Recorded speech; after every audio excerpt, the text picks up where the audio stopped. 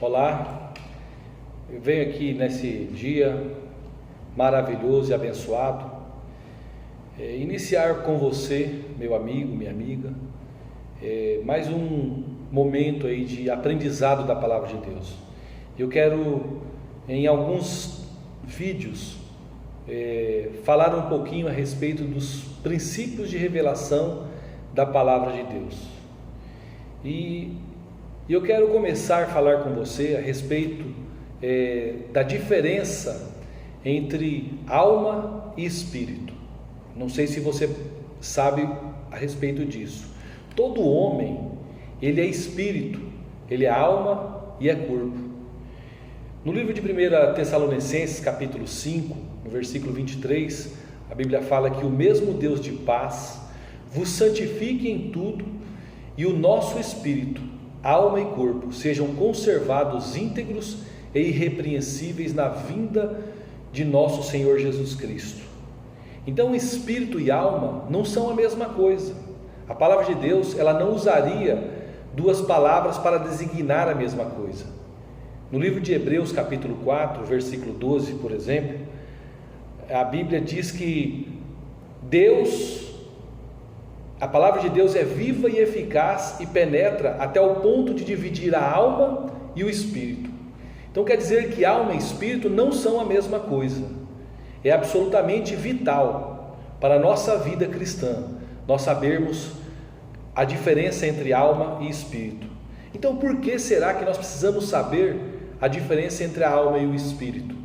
Em primeiro lugar, porque Deus, ele é espírito.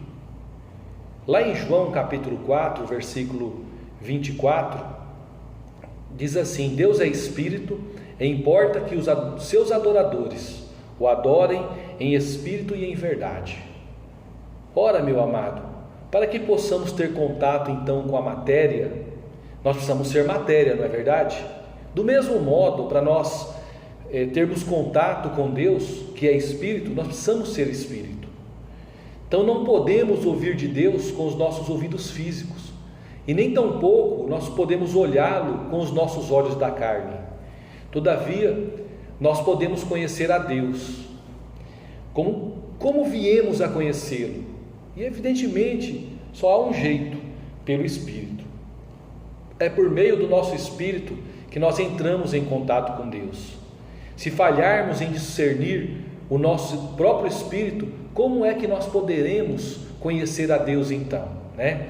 Então, primeiro nós precisamos conhecer essa primeira diferença entre alma e espírito, é porque Deus é espírito. Em segundo lugar, é porque o novo nascimento é algo que ocorre inteiramente no espírito do homem.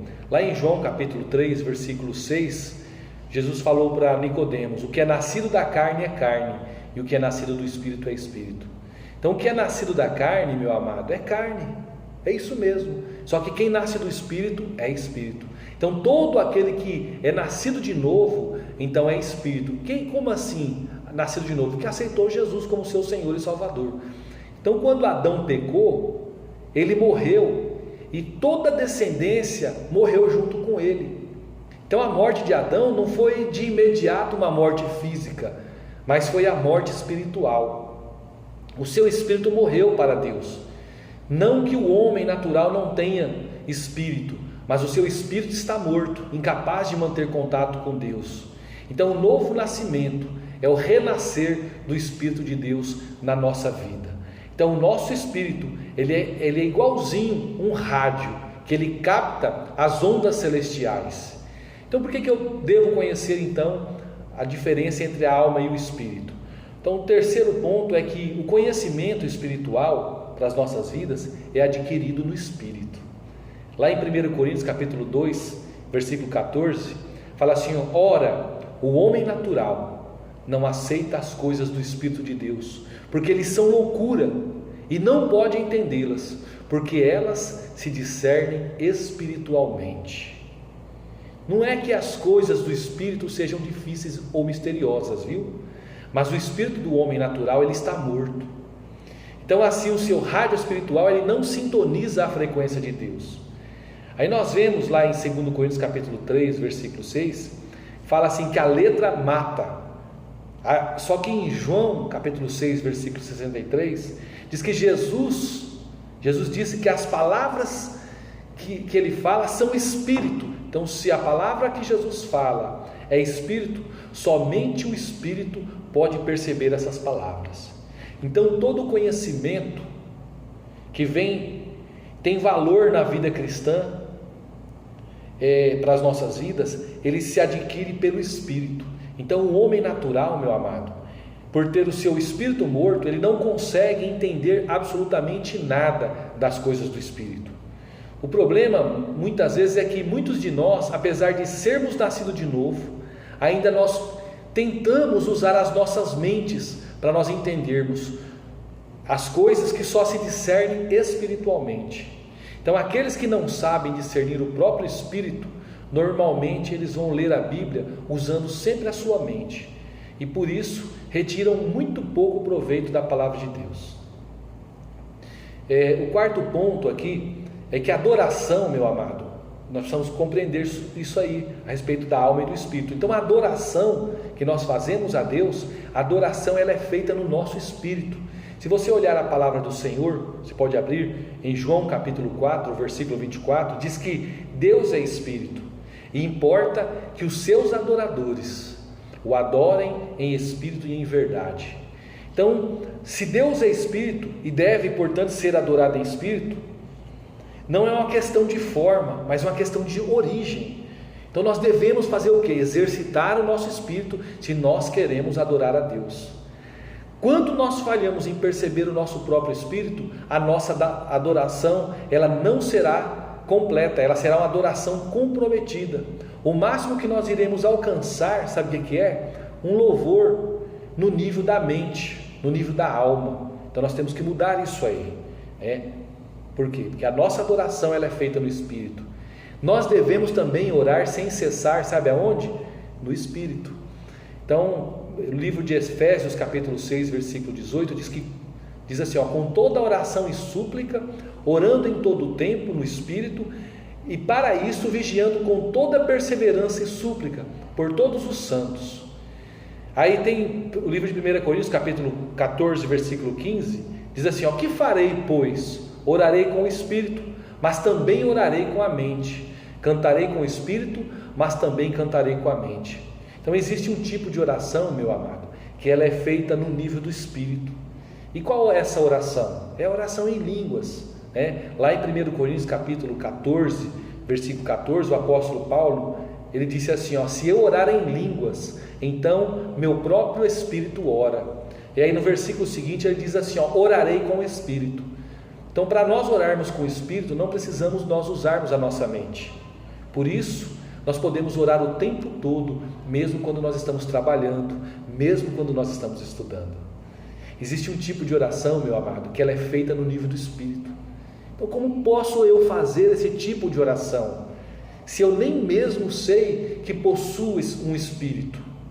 Então, a adoração, ela é feita no Espírito, e uma oração também é no Espírito. Então, a prática normal da nossa vida cristã implica em nós termos essa compreensão clara de que nós somos um ser espiritual, que nós possuímos uma alma e que tanto o espírito quanto a alma habitam em um corpo. Então toda a nossa vida cristã, ela consiste em um aprendizado de quê? De nós exercitarmos o nosso espírito humano, recriado para nós contactarmos o nosso Deus, e sermos guiados por Ele. Tudo que nós precisamos então e necessitamos para alcançarmos uma vida plena e frutífera já foi nos dado, meu amado, pelo Espírito Santo que habita dentro de nós. Então, nós também somos exortados no Espírito. Quando vem uma exortação sobre nós, essa exortação vem no Espírito. E no livro de Gálatas, capítulo 5, versículo 16, o apóstolo Paulo ensina para nós. Ele diz assim, digo porém, andai no Espírito e jamais satisfareis a concupiscência da carne. Então toda a nossa vida cristã, meu amado, consiste em nós aprendermos a exercitar o nosso espírito. Esse espírito humano que foi recriado para nós contactarmos o Senhor e para sermos guiados por Ele. Eu já falei, já em 1 Coríntios capítulo 14, versículo 14, o apóstolo Paulo, ele disse assim: se eu orar em língua, então meu espírito ora. Então veja a forma como ele diz: se eu orar, então meu espírito ora.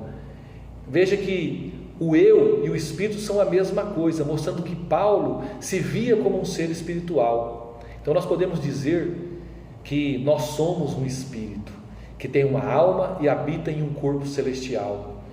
Eu e você somos um ser espiritual. Eu não sou da natureza de Deus, ou melhor, nós somos da natureza de Deus. Nós fomos feitos à imagem e à semelhança dele. Não devemos pensar que nós somos o nosso corpo material, essa matéria que nós estamos vendo. Nós somos, na verdade, espírito. E o Espírito Santo, ele não habita na alma, e sim em nosso espírito humano recriado. Então toda a direção que o Espírito nos dá, ela vem através do nosso espírito. O nosso espírito é a parte do nosso ser que tem a função de contactar a Deus. O espírito é como um rádio que tem a capacidade de sintonizar as ondas que vêm do trono de Deus.